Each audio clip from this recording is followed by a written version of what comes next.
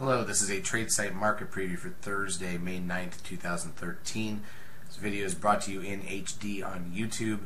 Also, charts are provided as usual by eSignal 11. Hope you had a great trading day on Wednesday. We certainly did. We had 4 out of 4 on our stock picks, including Amazon, IDTI, AZN, and NTAP, NTAP. We also had a nice futures winner and a nice Forex winner. So it was a good all-around trading day. Nasdaq volume 1.6 billion shares. That's a little light. We had a volume warning early on, but ranges in the market were okay. We continue to push to new highs in the markets. You can see that here on the S&P daily chart showing on your screen right now. We did get a 13 sell signal from the Comer a couple days back on the S&P, and if I also throw on the Seeker tool, you can see right here we had thrown a 13 sell signal back here where we broke the risk line really quickly. On the break of that risk line, we got a 13 sell signal from the Comer. We're now approaching that risk line. This market continues to be very, very strong, and you'll notice also if you look at this chart very carefully, we had broken this uptrend line briefly in the middle of April. Came back above it on the retest, so that's not a confirmed break. But look at the acceleration here. We're actually moving further along the path to the upside here than we've been for months. So this is actually a real strong reversal, sort of swing back move from that false breakdown under that line. It's really interesting to watch. Very strong market overall. Volume's been light. That's the main problem out there. Ranges have not been huge on the futures because of it, although today and yesterday were decent days from that perspective. But we are able to find a lot of individual day stock picks because of it. So that's what the S&P looks like. Let's take a look at the Nasdaq-100 Index as well. Okay, and again, there's with the Comer. We're 9 bars up a couple days ago.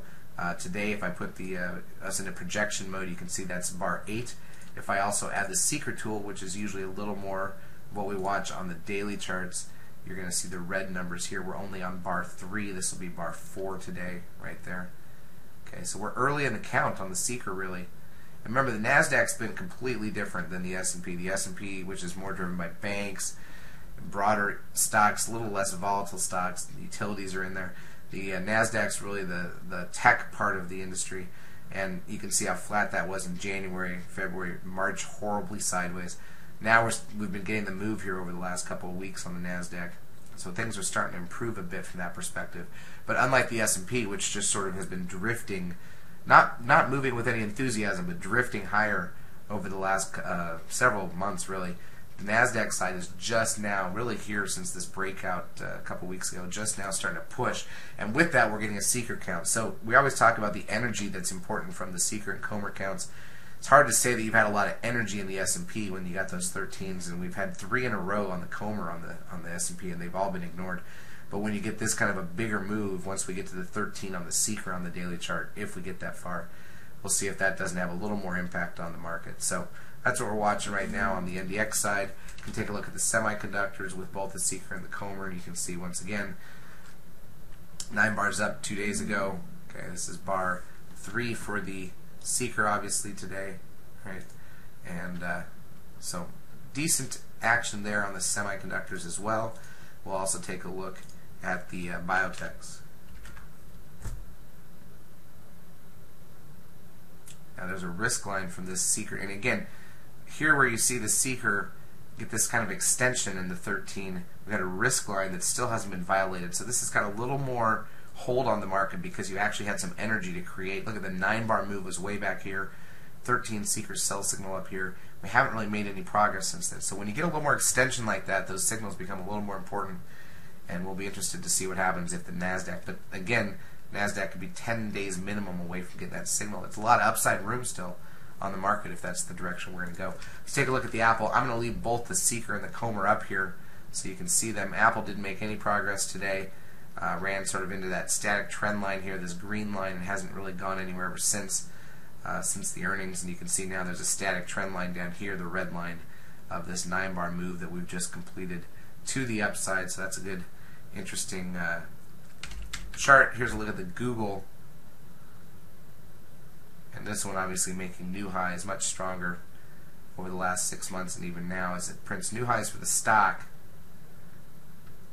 Here's bar 5 today. If I put this in projection mode, that's a nice big day up again for Google. Keep in mind, Google's approaching their big developer conference next week where they announce new products, new phones, new operating system upgrades, any other surprises, anything along the lines of Google Glass. So a lot of this move is in anticipation of something major coming out of that, undoubtedly. I'd like to also pull up Amazon. Okay, nothing much going on there. Netflix, just some of the bigger trading stocks that we trade almost every day. Netflix still, ever since the gap up on earnings, it's just been a real slow drift. Almost amazing that you can have that kind of gap on a stock and not do much else after it. Here's a look at the oil futures. Okay, back up, probably a little bit the result of what's going on over in Syria right now.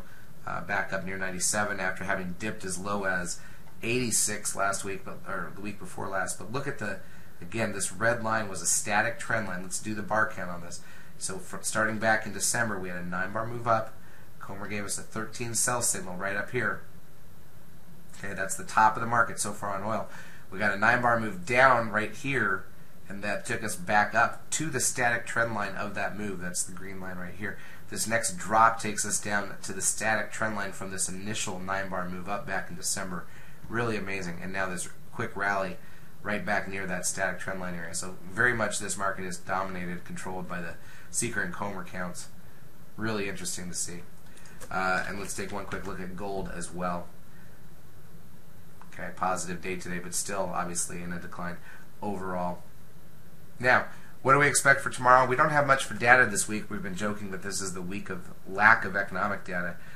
We do have only the jobless claims data before the bell. We've got natural gas data later on.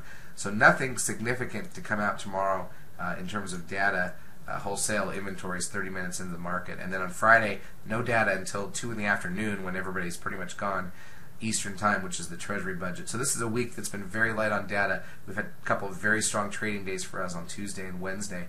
Remember, it is Tuesday, Wednesday, and Thursday that are usually the more institutional trading days, whereas Monday is more dominated by retailers. Friday tends to be a little slow. So we tend to focus more on Tuesday, Wednesday, and Thursday, and those have been the better days this week. But volume remains light. It did get up to 1.7 billion on the Nasdaq on Tuesday. It was only 1.6 today on Wednesday. Hopefully we can get something comparable, maybe even better on Thursday. I'm not sure what would drive that, but we'll be on the lookout for it. Certainly trading the market either way intraday.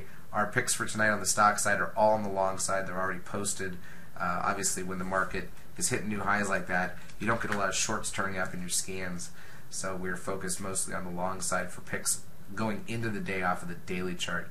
But of course, if the market rolls, we'll be looking for intraday setups to call for our subscribers. We hope to see you in the lab. Have a good trading day.